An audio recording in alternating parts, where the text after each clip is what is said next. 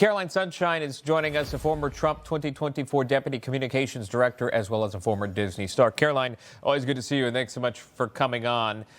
So here we have this, this new show on Disney Plus, and you have this character, this Christian character, but then you have these groups that are up in arms, LGBTQ plus groups, over the introduction of this character.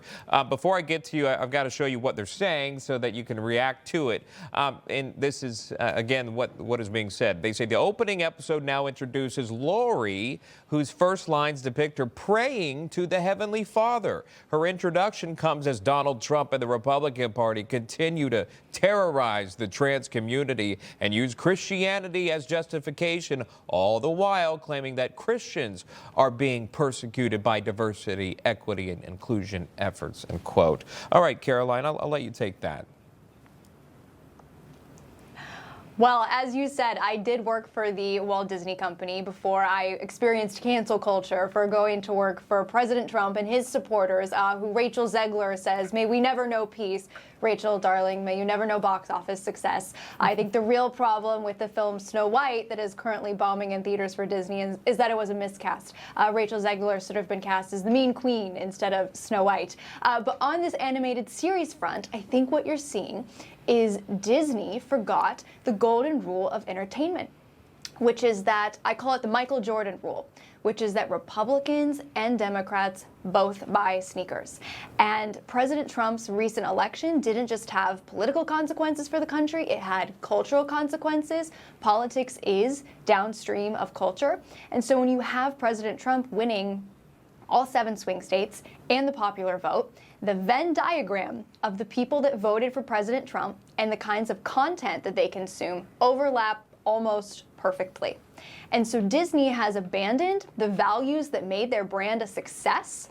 And I have a feeling that this pivot, and I hope that they don't bend as they have bent in the past, but I have a feeling this pivot has to do with the fact that in the last several years, while Disney has gone woke and catered to a very minority audience, they now have competitors in the space. You have new studios that have popped up on the right. You have Daily Wire, you have Angel Studios that has an animated film coming out that's actually explicitly about Christianity, and it has a pretty heavy hitter cast in it. It has people like Mark Hamill who were in Disney films. And so I think Disney is reading the writing on the wall, and where a lot of the woke BS always falls apart is that these companies will act like the doctrine of woke is must be explicitly followed. They'll ask you to put pronouns in your emails until it affects their bottom line, and that's when you know it's all a sham. Right.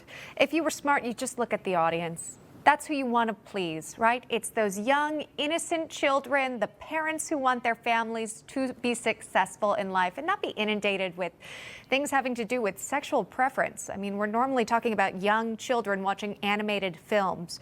But how does that compare, Caroline, with the creators behind the scenes? Do they see it the same way as those who might be consuming the content?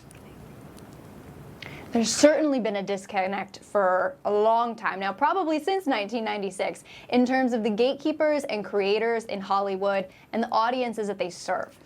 The best example I could give to this, where it was an anomaly, was you saw the film Top Gun come out a few years ago, Top Gun Maverick, the sequel to the highly successful Top Gun, one of my favorite films, but it was one of the only films in recent history that didn't involve CGI to cross the $1 billion box office mark, which I'm sure is something the Walt Disney Company would like to see with Snow White, but unfortunately that film, or fortunately, looks like it's not going to even be able to recoup their budget. But there's a lesson in there, which is that there's a huge disconnect between the people that create the films and the audiences that consume them.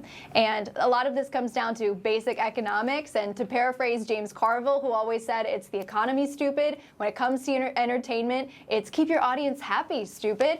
And it's a huge business mistake, actually. Like I said, a lot of this ends up coming down to the bottom line for these companies in Hollywood. A lot of the virtue signaling really falls apart once it comes down to the bottom line. And there's a huge audience out there that wants to consume content that has values that are universal, that are pro-American, that are pro-family. And the bottom line is these companies in Hollywood are losing out on a tremendous amount of money by not catering to what they want, which is the majority of what this country wants. Instead, they're losing by catering to the minority.